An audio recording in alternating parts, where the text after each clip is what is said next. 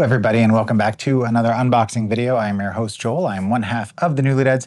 If you are unfamiliar with who the Newlydeads are, please go to our website at thenewlydeads.com for more information about who we are, what we do, and where to find us.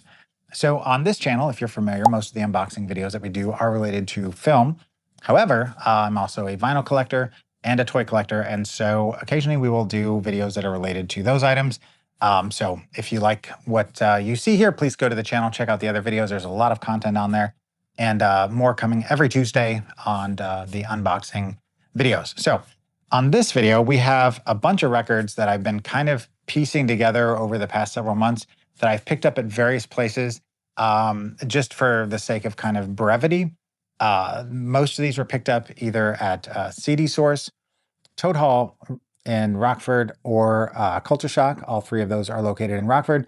Some of these were picked up at resale shops, and then some of them were picked up directly from the artist or at the show. I'll maybe point a couple of those out just because, I feel like I should, make reference to some of these because they were picked up specifically from the artist themselves. So, and I just realized one of these things I was going to include some additional stuff that I picked up, but maybe I'll just talk about it or I'll post a photo. So the first thing, these three were picked up actually during the Crawl for a Cause that was done. We went to the Art Deli here in Rockford, which is primarily a t-shirt and other printed items that you can get that are Rockford themed, but they also have a coffee shop. And when I was there, I was waiting for Mrs. Newlydead, who was getting a coffee, and I just noticed that Toad Hall had a record section there, and I started flipping through it, and I kind of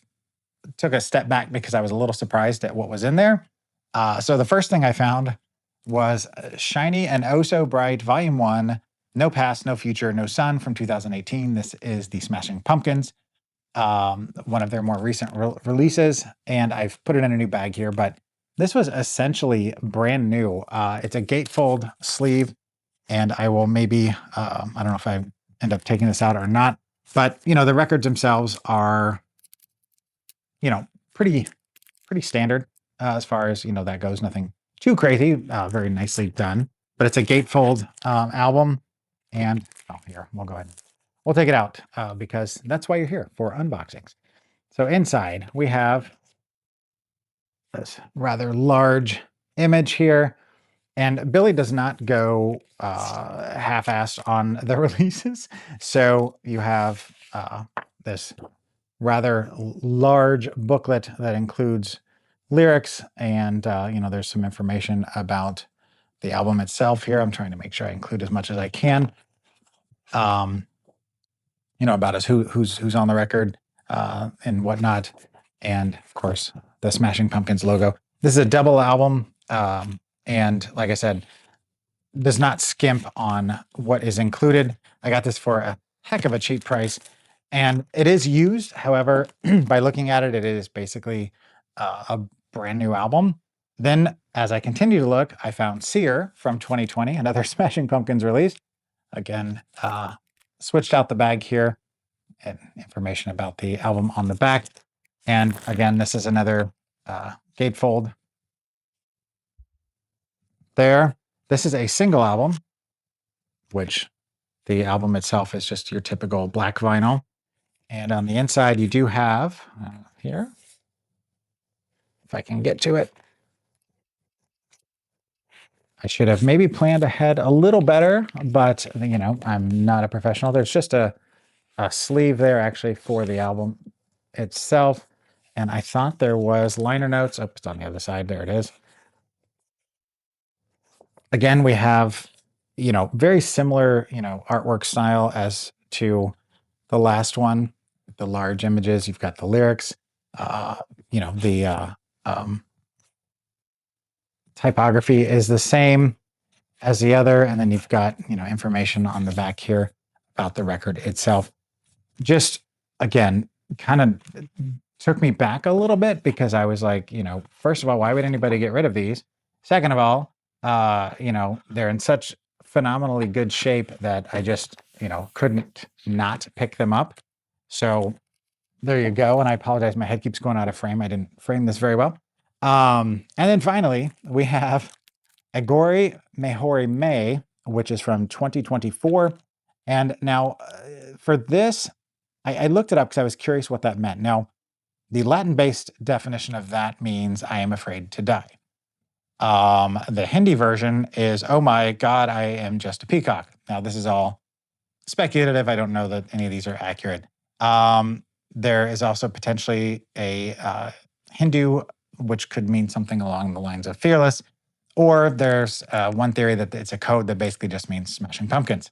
So on the back, you've got this lovely image there. And then on the inside, this is just a single. There's no gatefold here. You have, another rather large, this is just a sleeve that's got the lyrics on it.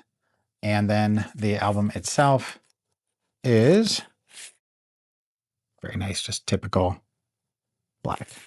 So I got these for a heck of a good price. I'll leave that part out of the video. But as I went up to go check out, the girl that was checking me out up front was younger, definitely not someone my age that kind of grew up on the Smashing Pumpkins. And she saw the records. She didn't even really look at them. She just kind of was looking through what I had picked up. And she's like, oh, Smashing Pumpkins, always a good choice. And I'm like, all right, great. So next up, we have John P. Strome's Something to Look Forward to from 2023.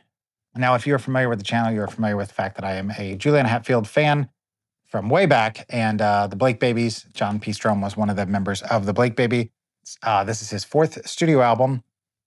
And this was inspired by his late friend, Ed Ackerson, who was of the band Polara, who was also a producer. And he covered one of his songs, A plus B equals Y, at the ending. I had the privilege of meeting and seeing John here at Space in Evanston, Illinois, a year ago, I think it was. And great show. He's now a record, like an entertainment lawyer, but he still makes music. Inside, you've got this lovely gatefold with his puppy on there. That you've got the lyrics, and the album itself is this nice kind of sunburst. What color would you call that? It's an orangish, pinkish something. I don't know. I'm partially colorblind, so forgive me if I'm not saying this right.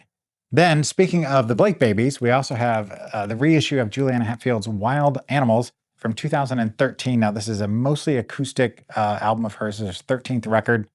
And some of the songs on here she since re-recorded with the Juliana Hatfield 3 or on her own or both. This is a very light cardboard sleeve. It's very recyclable friendly. On the back, you've got a photo of her as well as the information about the songs on this. Now, these are through American Laundromat Records and are, pretty minimal, which is fine with me. I'm primarily getting it to have the record for my collection and also to have the music on it, which I've already got this on CD that I picked up from American Laundromat a while back. But when they send stuff, they also send you extra things. So you've got this, try and hide my face there, button for American Laundromat Records.